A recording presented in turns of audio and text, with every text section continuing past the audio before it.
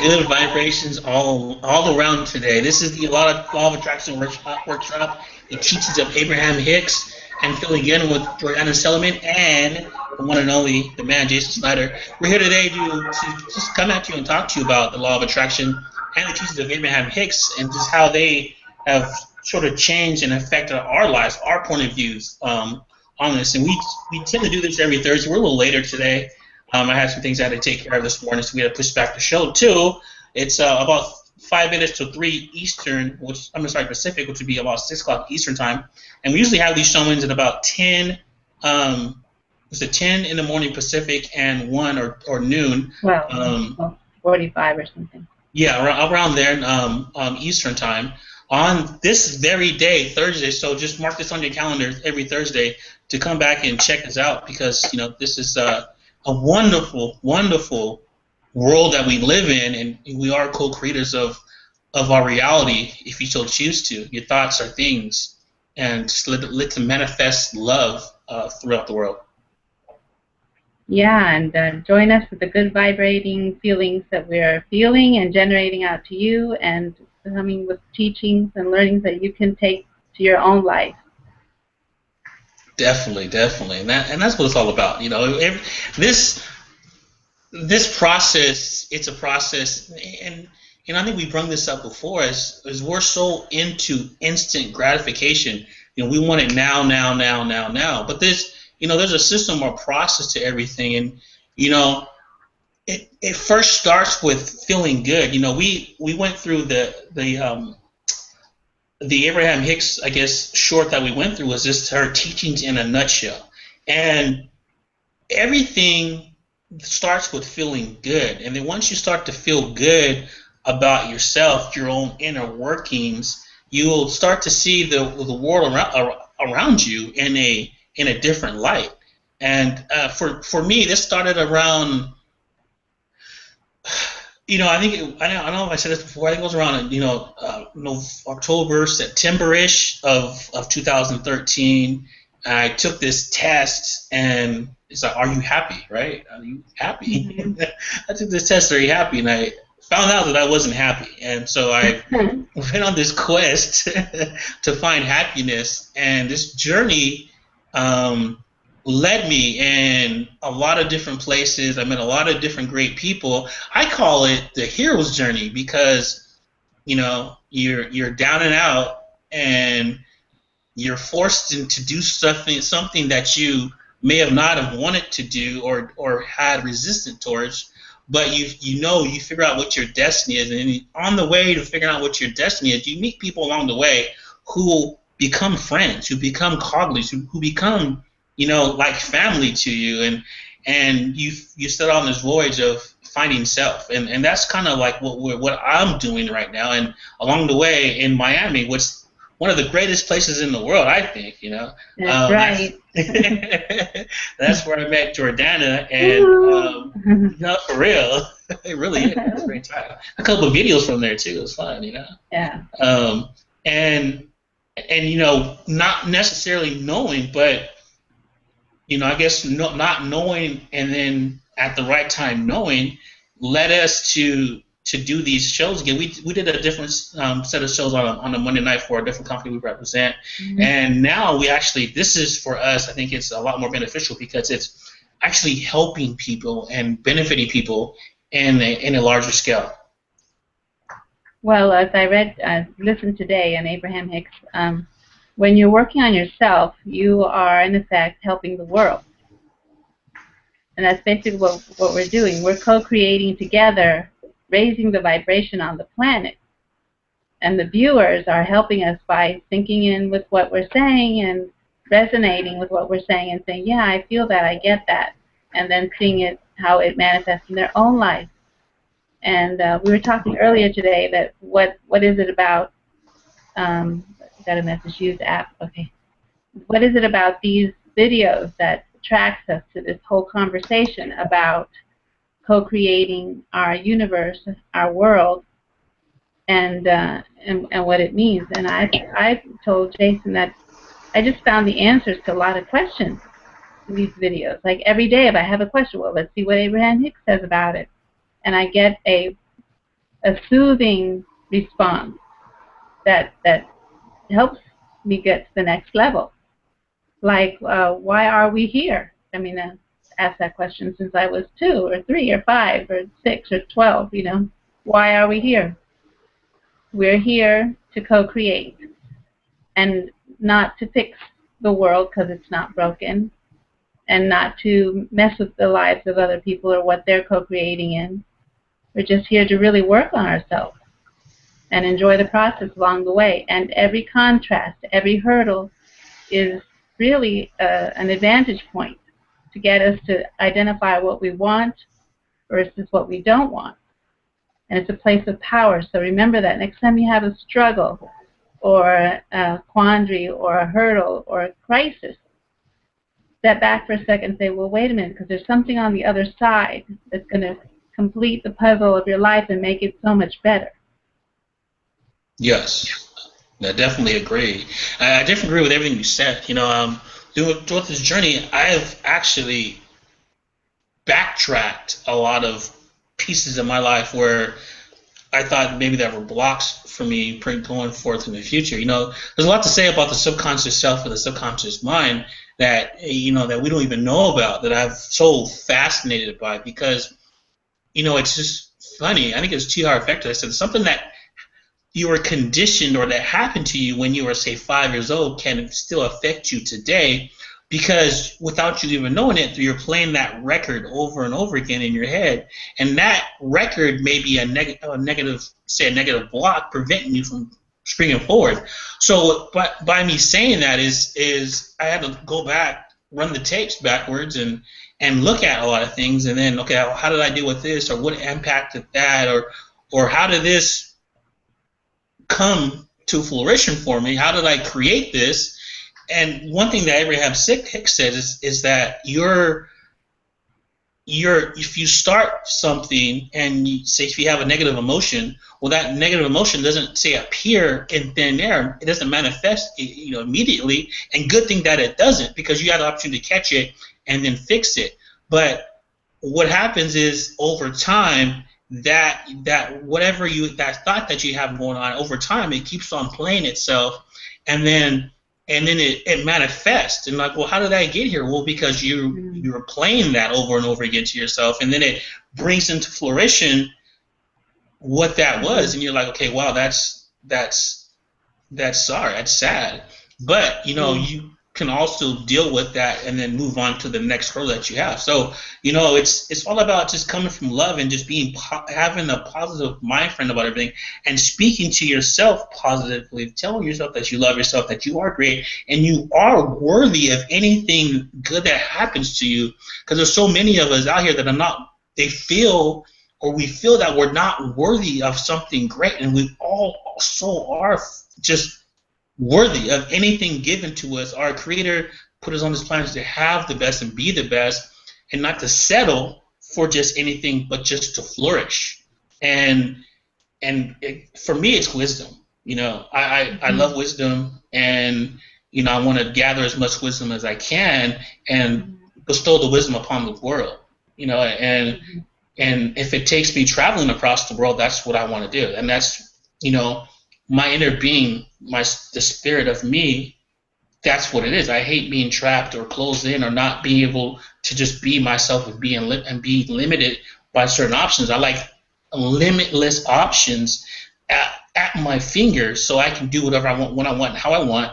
But not only that, just the time to experience these things. So we talk about coming from happiness and joy, but what about coming from a place of excitement? Just being excited about something, because happiness and joy can also make you cry too, on the other end of that spectrum.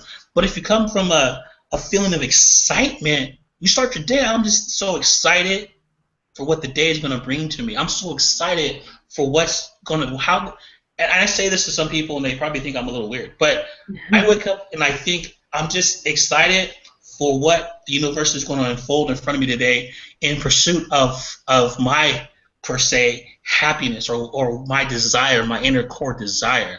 And every day it's a little bit. It's a little bit every day until something manifests, and then a little bit, and then something else manifests. So it's not all at once, but it's the simple steps to getting you to where you got to go.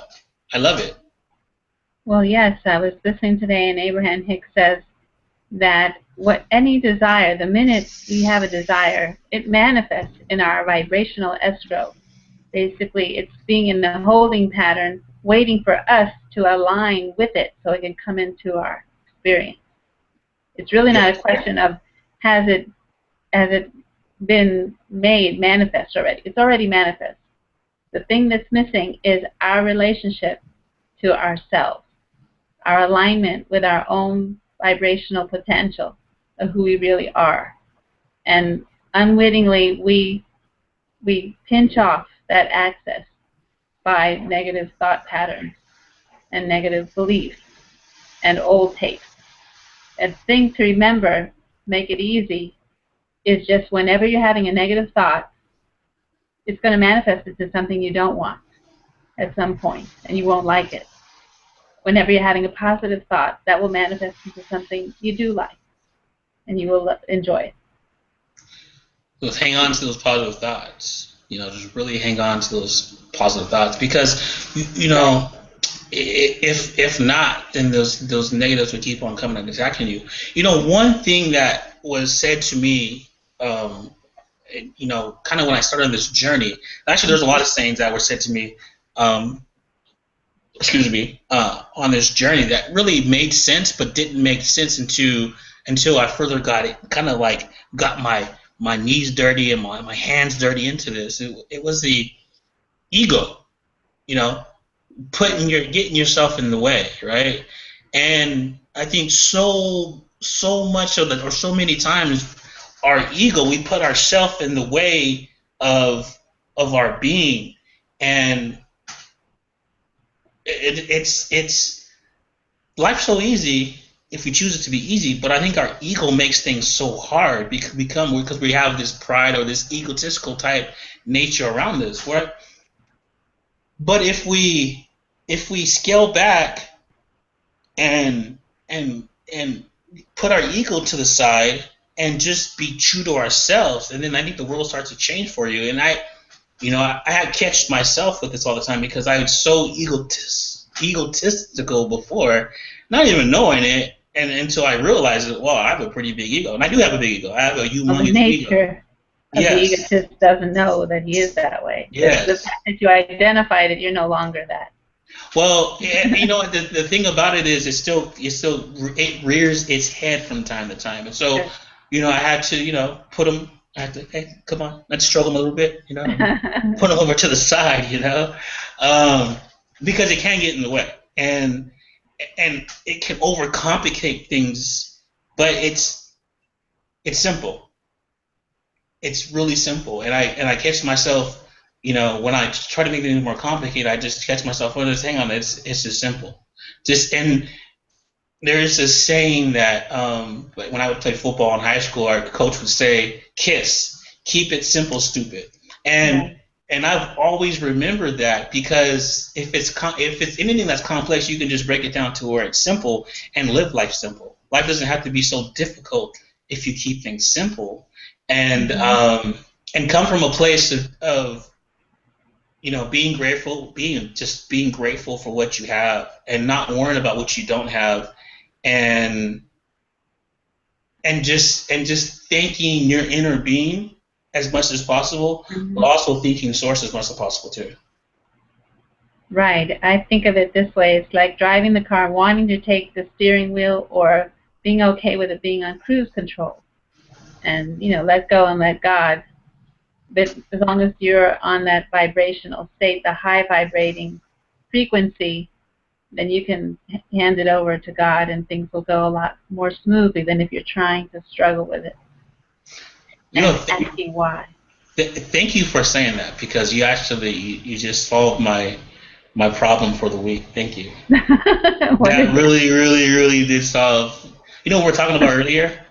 Uh-huh. Just about I was struggling with, and I was okay. I'm struggling with just not necessarily time management, but my week this week has just been like topsy turvy, right? It's just been just I'm a very structured person. I have a long hair and everything right now, but I'm a very structured person, and I have a way of doing things. And this week, for some reason, what I have gotten a lot done, but my structure's been all over the place. I haven't had any structure, but what I think that I'm trying to do maybe too much of one thing or to compensate, or maybe I'm just trying to do busy work. I haven't figured out, but I haven't.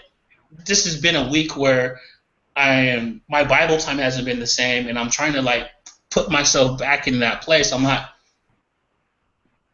coming from that place right now, and that's my issue. Thank you. That when you said that, I just hit the nail on the hammer, and it's just kind of going back and just finding myself and then going from there.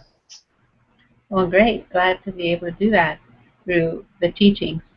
And there was another one that I just heard probably about an hour ago. The feeling of overwhelm. I guess a lot of people can feel that. I think I spent years in that feeling of feeling overwhelmed.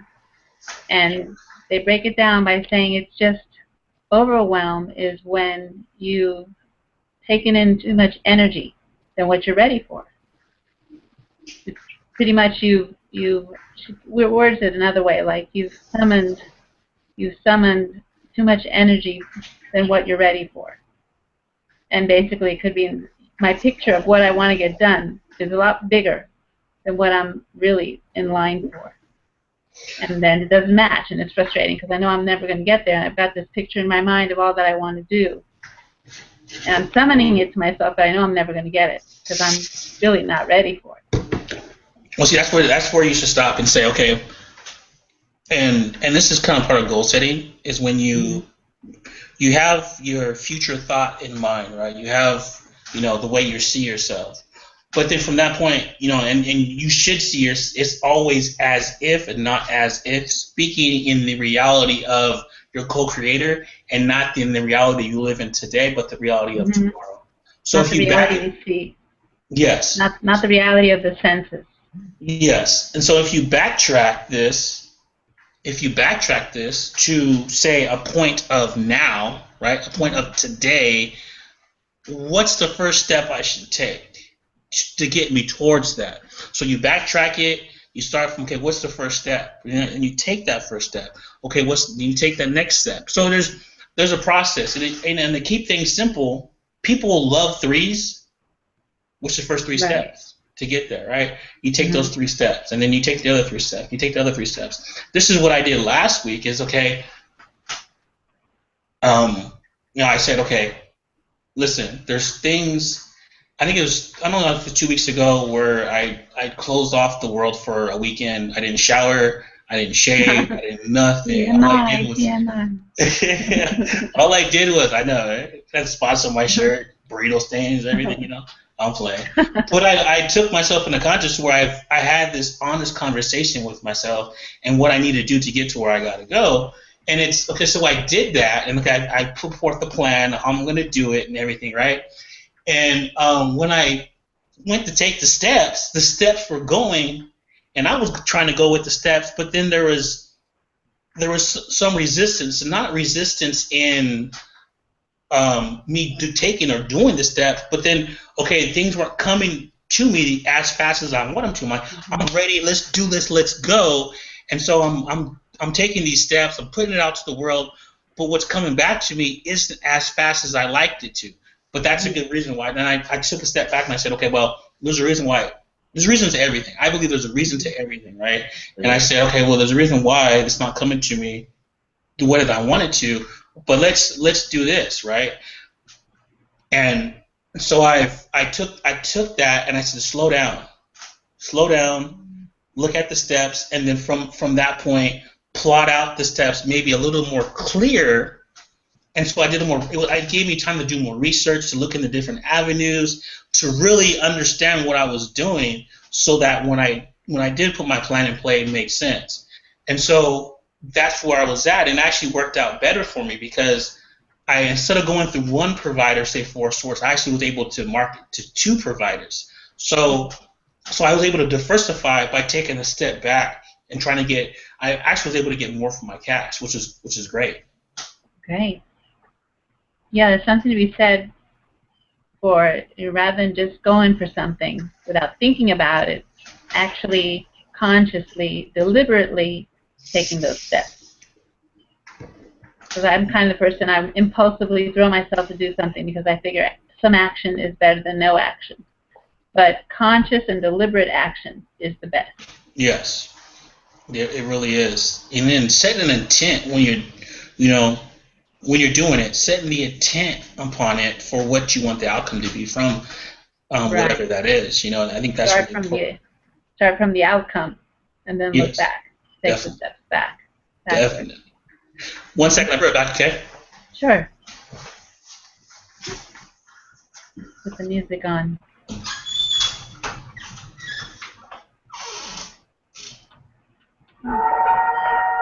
The Beach Boys. This song has a whole new meaning now. I don't know if you can hear it, because as I was telling Jason, my bunny took a little stroll in the house and bit off the wires, which the AT&T guy found.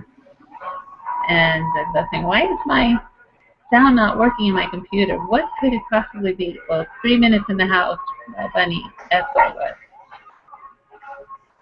So I can only put the volume so high before it sounds metallic.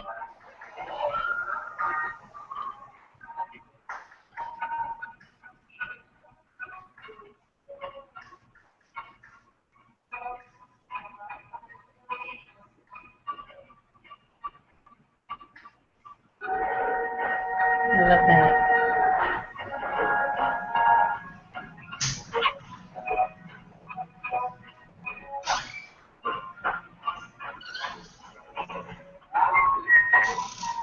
I'm just playing the slide. I love those. Oh, I'm back. All right.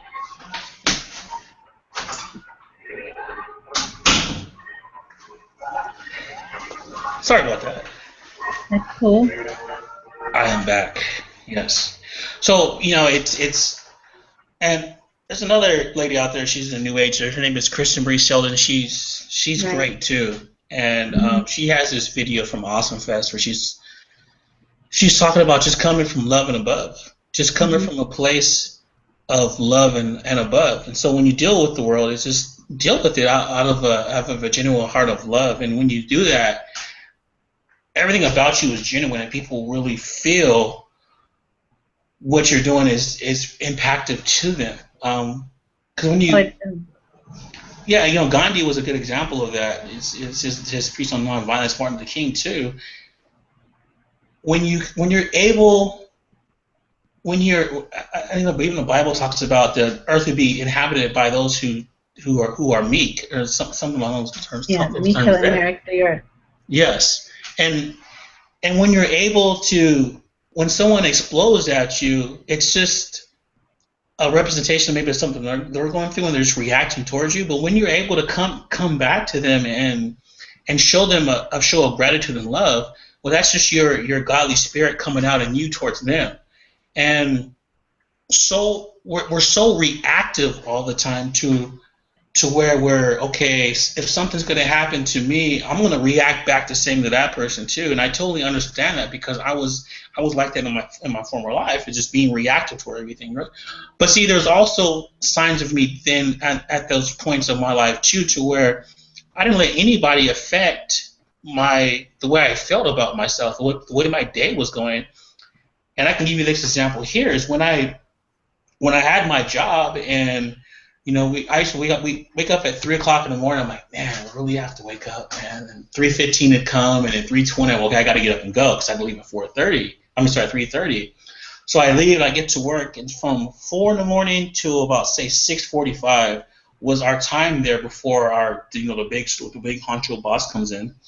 And I worked with these two females, and they would always freak out at between 6 and 6:45. They'd freak out, right? Especially if it wasn't a Thursday or a Sunday. If it was especially on a Monday. Mondays are just, So they come, oh my God, Jim's coming, oh my God, and it's just freaking all over the place, right? And I'd be like, hey, cool, whatever. And and he he sees me. I'm not that I was cool all the time. Man, I'm out there doing stuff, but I wasn't one to just come over to him and see how he's doing. Hey, what's going on? How you doing? How's it? If I ran into him because he walked down my aisles anyways, and if I ran into him like, hey, what's going on? How you doing? Da, da, da, da, and like, oh, then they would come over to me. Oh, what kind of mood is he in? Is he angry? Is he upset? I go, I don't know. I don't let him affect me. His energy doesn't affect me. And I'll even take it a step further is when I would shake his hand, I could feel his energy go up my arm because it was a very negative press. It was a really heavy negative energy, and I didn't really at the time I knew there was something off about it, but I didn't know. Now that I know, I'm really sensitive to energies, and so so I worked with a guy, and we did some things with some different products, and I was able to see books or pieces of paper or literature or anything like that. I can just kind of sense something from it. And he said, if it's a pretty heavy energy from it, then maybe you should walk away from the contracts, things, all these things of those natures there. And I actually shared energy, and when I was in Seattle with an energy worker, we did this thing where we touched hands together and we shared energy, and it was really light and just transparent between the two of us. It felt really good. She has such a good soul, and so just kind of go back to what I was saying is that you are the creator of you. Your reality, your world around you. I call it my personal universe. No one else from the outside can impact how my universe is going, how it feels, because it's my universe. It's you. It's yourself. No one should be able to impact how you feel on yourself but you. And if you're dependent on somebody, this just comes up in the video too, we talked about in a nutshell. If you're dependent upon somebody else making you feel good, then you're always going to be looking for that and never really find your own source of goodness within you to look at project out of you so that you can give that goodness to somebody else. Therefore, you're always thinking that you're not worthy of that goodness because you're expecting to come from a different place and not come from yourself. But when it comes from you, it's so much more beautiful and more blissful, and because you're able to persuade that energy out to somebody else and give it to somebody else. So if there's anything that we not to say preach anything, but anything we want to say is to always come from a place of just well-being with you first. And when you're able to do that, your well-being of everyone around you will start to change because they sense that from you. It can start small, 30 days. Work on the first 30 days just feeling good about just waking up in the morning, feeling good about the afternoon, feeling much. Even if you hate your day at work and you have to deal with somebody who is just, or a group who is just so negative, maybe you should take yourself out of that situation. And then work at it again, because what's going to end up happening is like, why do you feel so good about yourself? People will notice it's a shift and a change in your attitude. And you may lose a couple of people along the way, but see, what happens is those people who you lose along the way, they're the people who are not to be within your world because they can't accept for themselves the goodness in you, for one, but the goodness in themselves. They're just not resonating at that high vibrational level. So that's really what it is. But when we talk about love yourself so you can love others, this is all vibrationally explained. Resonate at a high vibration, starting with your thoughts, will get you to a higher vibration. We use the tool of a gratitude rock that my daughter painted a little penguin on this rock when she was a little girl. So in the first morning, I hold it in my hand and I say 3 things that I'm grateful for.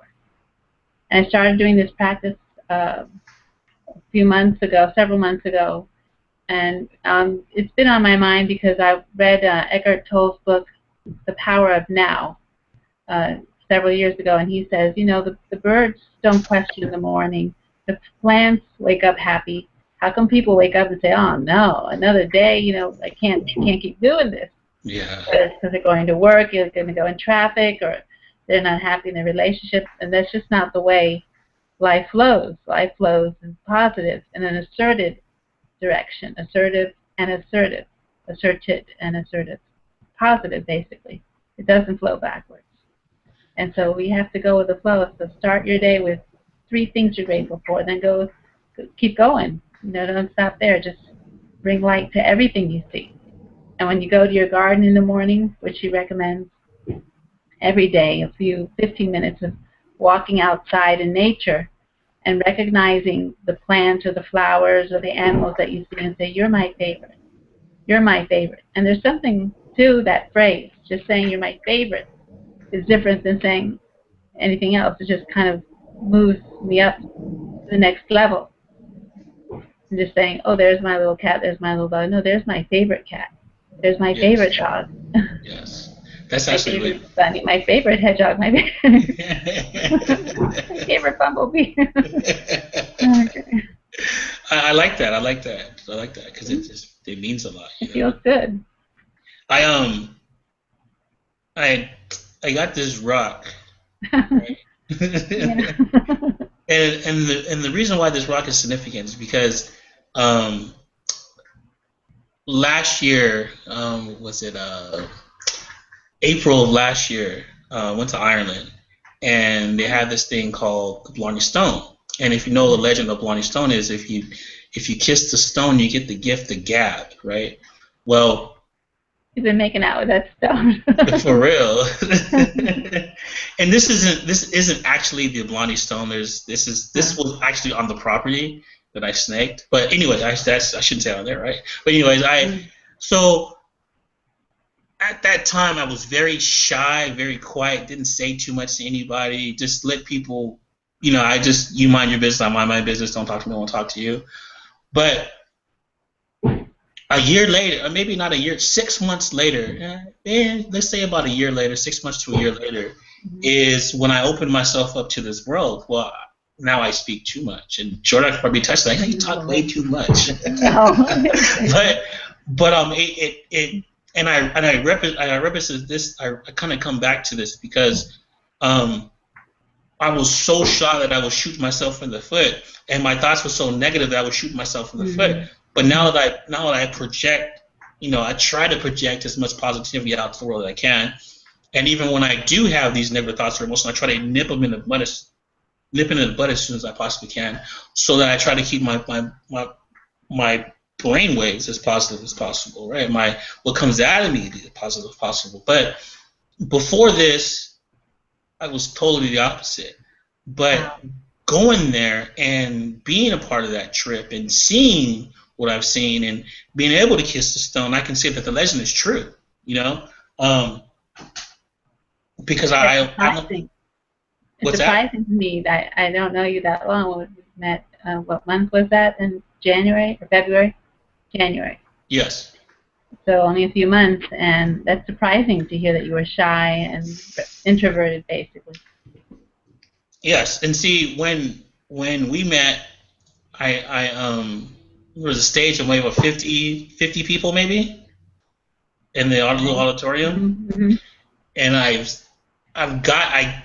it was in Miami, it's downtown Miami at the Hyatt. It was for an event, and we were all volunteers at this event, and I flew in the night before. But when I flew in, they didn't have my luggage. Like they wouldn't board my luggage, so I couldn't take my luggage with me. So I had to call my brother. My brother came, picked up my bag. I just took my backpack with my laptop and really no essentials. It was just my electronic technology and some business cards, I think, and some candy I think I had, right? And of course my earbuds. So I get on this plane. I'm rushing to the airport. And I'm running from security to the plane, and my pants are falling down, trying to do my buckle, my shoes are falling off. I get in the plane, and I sit next to a priest. I didn't know he was a priest at the time. And so we were finding he's from California to Houston. It's actually Ontario, California to Houston. And so in Houston, right before we land, we opened a conversation, and we started talking. And he's from Amsterdam. He's a priest here. He's having a little tour of the States before he goes back, and talking about his trip and talking about going to Houston and having a nice steak. Well, it's a good place to have a good steak. It's Houston, in Texas. So open up and I'm like, you probably think I'm a little weird, but this is what happened. And he's like, wow, that's an incredible story, you know. And see the way I interpret all that is like nothing was going to keep me from getting there. For one, two, the universe was preparing me for something in my future because I always said I wanted to take a trip without any luggage, and so I was able to do that, right? But then it opened up this new desire to me to actually really want to travel around the world in my back with a backpack and just with some essentials. So I really want to do that, and that's the intent I set forth, and that's what I'm going to do. And just being in contact with people who need inspiration.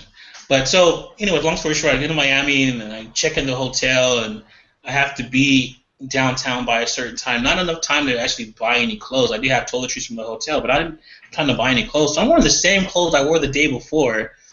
And I'm signing in. I'm telling them about my story. Like, oh my God, you have great energy. And so I sign in, and I go and sit in this auditorium, and then it was Munson, right?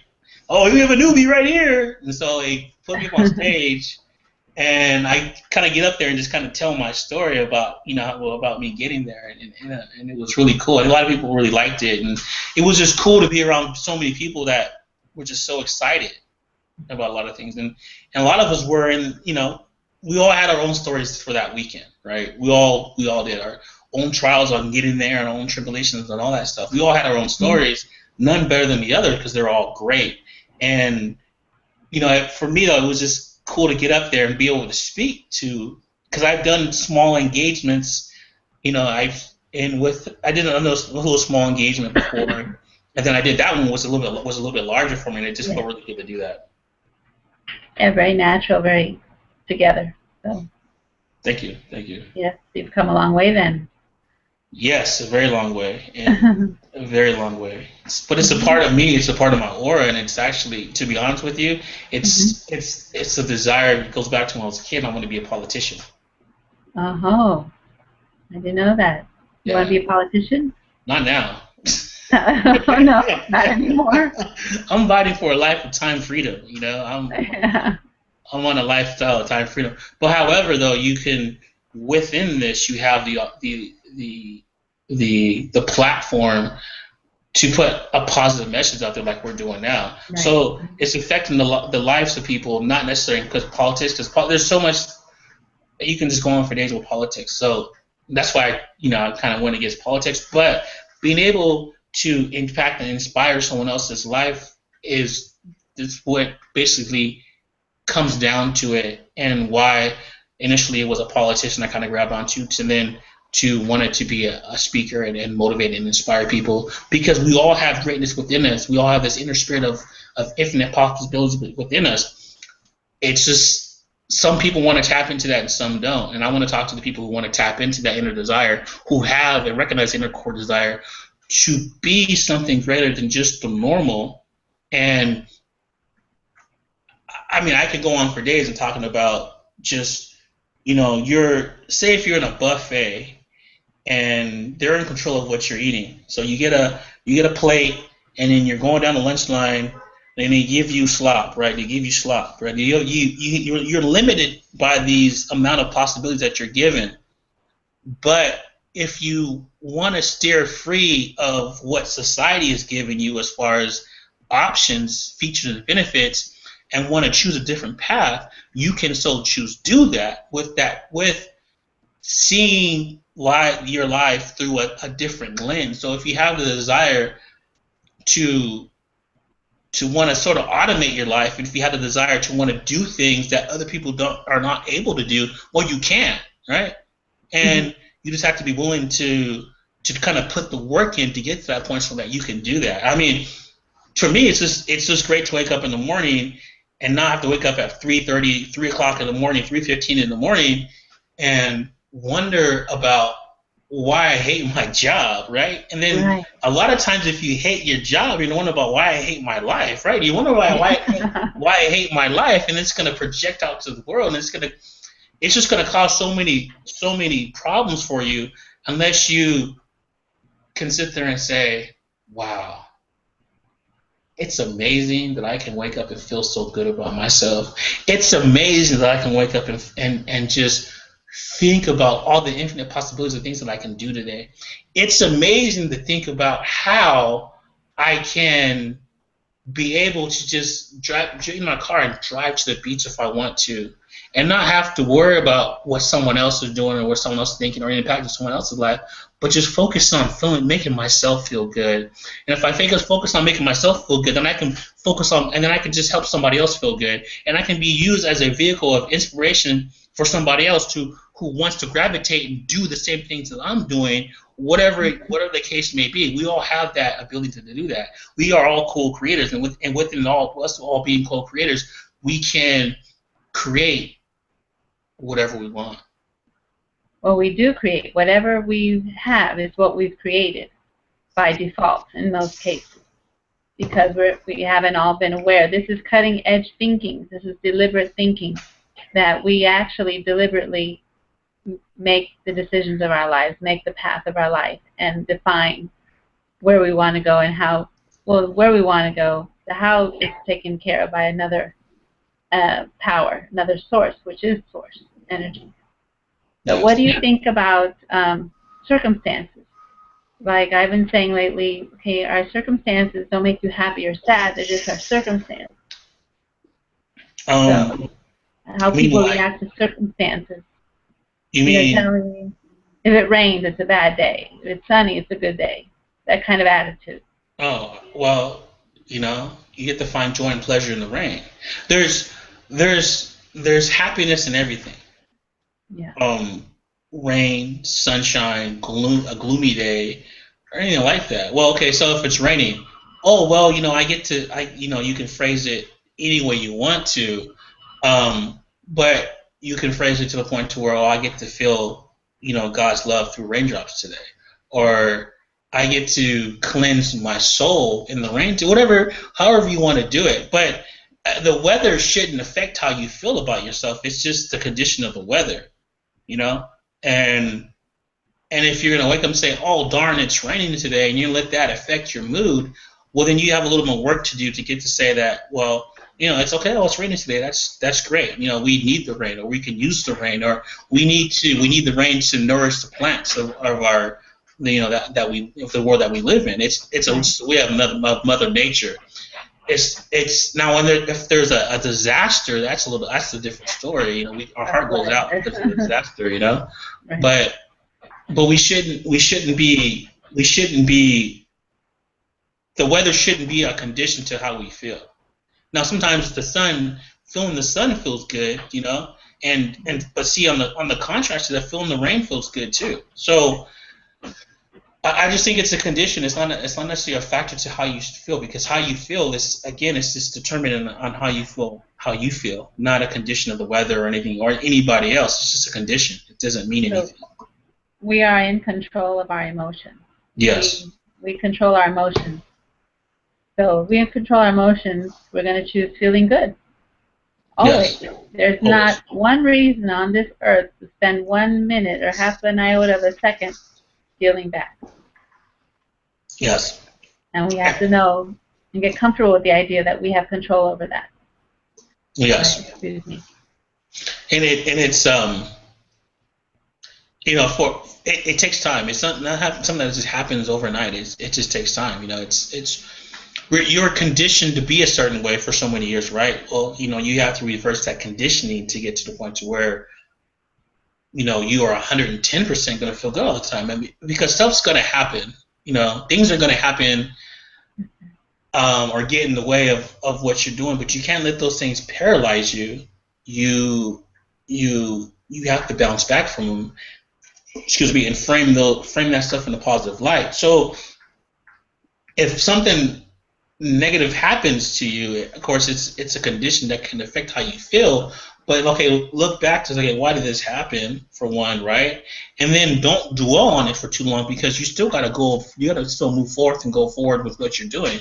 So if something just bad happens around me or to me or about me or where the case may be, I'm going to to frame it in a way that, okay, well, what's the reason for this happening, and then take that and frame that in a positive light, so that I can look to it and move on. So if someone's going to come at me and attack me negatively, you know what? It's okay. It's not the end of the world. They're reacting based on emotion, and a negative emotion, can impact you if you let it. But if you just look at it from that person's standpoint, well, they're obviously going through something to where they have to try to make themselves feel better by attacking me, but you still gotta show love to that person. It's all about showing love no matter what. And if you show love to that person, this is only gonna back them down from their emotional standpoint, and they're gonna feel they might feel different about themselves too. Well, take it a step further, because Abraham says there are no victims. Even the gunman who shoots the gun that kills you, you're responsible for that. By you putting that into your vibration somehow, that's the only way it could have happened, is if you were vibrating in a way that opened yourself up to that situation. Yeah. It's really not about that person at all. It's about you. And it's always about you. And see, that's really a lot of people have trouble with, is because they're so conditioned to say, oh, it's not about you, it's about somebody else, or it's about being in the group or anything like that. No, what it comes down to is you came in, and I think it was one of my old bosses that said, this guy named Dennis, he's a great guy. He said, I came here by myself, and I'm gonna leave by myself. And he referenced it to the job, per se, not to life, but you can look at it in reference of life too. You come into this world, and of course you have parents, right? But you come in alone, right? And you're gonna leave alone too. You're not gonna take people with you. And so with me saying that, it's just that when you come in, you're alone, and you have to take care of you first before you can take care of somebody else. And when you're taking care of you, then you focus on you, and then what comes out of you is love. And when that love comes out of you, it teaches somebody else how to do the same thing, and it carries on that way. Yeah, basically the best thing we can do, instead of worrying about feeding starving children in other countries or helping other people, really to help ourselves. Yes. That's the best thing everyone can do, is to help yourself and maybe inspire others to raise their own vibration. As far as others are concerned, that's it. We're really not here to fix anyone, to show anyone anything more what to do, and it really lets us off the hook. Yes. Especially if you're a mom, you want to fix everything, make everyone better, and make yourself better. And it's a nice feeling to say, okay, that's not my job. I'm just here to maybe inspire and to guide by being an example of raising my own vibration and living in a positive way. Definitely. It's a I had a phrase for that, but it escaped me. But it's kind of like the what was that phrase I was going to use? It's not coming to me, but I'll move on to something else. It's kind of take care of yourself, and personal accountability. And I think that's what we lack, is personal accountability, because they preach this group, everybody, but nobody is accountable for anything any longer. If something happens, everybody wants to blame somebody else for something happening, and looking at themselves and say, oh, well, I caused that. I'm accountable for that. And it's funny sometimes when you do that, when you're accountable to something, when you hold yourself accountable to somebody else, they're kind of like taken off by it, and I was never one to politic. When I did have a job, I was never one to politic or anything like that. But when I did hold myself accountable, it actually hurt. It actually hurt. It actually hurt my reputation, because I said, yeah, I made a mistake. I did it. I don't have a problem with saying that. And they look at you. Because the person that was next to me was blaming me for something that they did. So and that's just a part of politics, right? Is that person you say that your cohabiter or someone you're with, oh my God, we're so good friends, until something bad happens and they're gonna blame you for it. Well, when it come down to it, Jason, there's some blah blah blah, and then they come back, hey, how you doing? Nice talking to you today. You're awesome. Yeah, he was late 5 minutes ago today. I was late every day to work. I'm surprised I wasn't fired. I was just late every day, and I'm still late. I'm accountable to this. I am just not good with keeping time. I'm just horrible with it, right? So I just gave up trying with it because it's not in my nature. My time is my time, and I take my time to get there. So, that's just the way it is. There's, of course, the things you have to be there on a certain time, and I try to work to be there on time, but with alarms and things of such nature there. But as far as it's difficult for me. Yeah, I have a challenge too for social things. For work, I can be on time, but when it's a social thing, I always need that 15-minute buffer. To trick yourself, huh? That 15-minute buffer, and I have all the clocks in the house 5 minutes past, and I was like, what time is it? It's just my little Latin upbringing I've got to deal with for the rest of my life. One time my husband, he's American, and he lives in Brazil, but it didn't rub off on him in that area. We were invited to a wedding, and he's like, come on, we got to be there on time. There's this Cuban family, friends of his, and a big wedding, and we get there on time, and there's nobody there.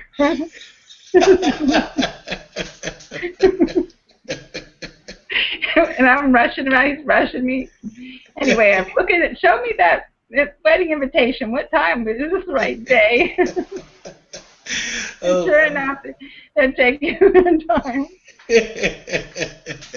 And I told him, see, this is why I don't like to be early. You're the first one there, just start waiting. It's punishment. And he said, when were you early? I go, that one time when I was early.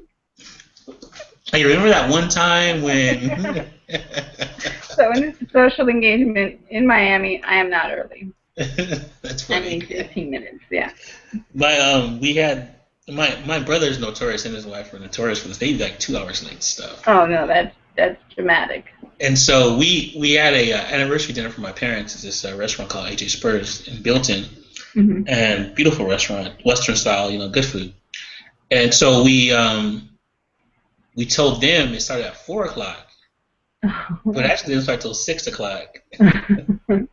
And so they got there at 6 o'clock. Oh, that worked. It worked. It worked. And what? And then I go, why did you tell us 4 o'clock when I actually started at 6 o'clock when they got there?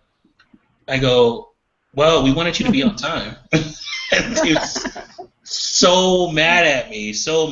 But I'm like, well, it's true, They couldn't be mad for being on time. Yeah, they'd have been there at 8. Would have been done with dinner by then, and off to doing something else. So. But on the subject of personal accountability, I don't know what we were talking about, something today, this week, and my husband said, well, it's not your fault. Sometimes things just happen, and that's the way it is. Things just happen. And I said, I do not believe that. I believe everything happens because of what you do or didn't do, or what you said or didn't say. Yeah. It doesn't just happen, and everything comes from something. It doesn't come from nothing. Nothing comes from nowhere. Like, that's what gets me with medicine. Oh, well, it was just your lucky day that you got whatever XYZ illness, which I won't mention any. But, I just don't believe that. Everything is because of a vibrational response. Yes. And that's hard for some people to hear, probably. Well, like everyone says, it doesn't show immediately, but it starts at a certain point. And if you continue that thought, it'll actually come to you. If you continue those actions, it'll actually come to you. So it starts from somewhere, and it starts from you, and you may not even know what you're manifesting. And as you continue to hang on to that thought without knowing you're hanging on to that thought, it's going to stay with you no matter what. And so there's so much going on in our subconscious mind that we don't pay attention to, that's going to stick with us if we don't kind of alter our thoughts in a more positive direction, even our actions in a more positive direction also. Mm-hmm. Right. So it's once again, hear no evil, see no evil, speak no evil, do no evil. That's a movie too, I think, with Richard Pryor. I didn't see that one. It's a movie from the 80s. The Richard Pryor and I forgot the other guy's name. Yeah, one of those older 1982 type movies. Will it still be funny today, though? I think it would still be funny. Richard Pryor's a funny guy. Yeah. He's a pretty funny guy. So do you want to end it with that? Yeah, I guess so. I guess we've said a lot, and it was great. Thank you, Jason. Thank you, Jordan. It was a pleasure doing this with you again today, and we'll be back next week, same bat or earlier bat time, in the same channel. That's right. Okay. So long. Bye-bye. Yeah. Bye.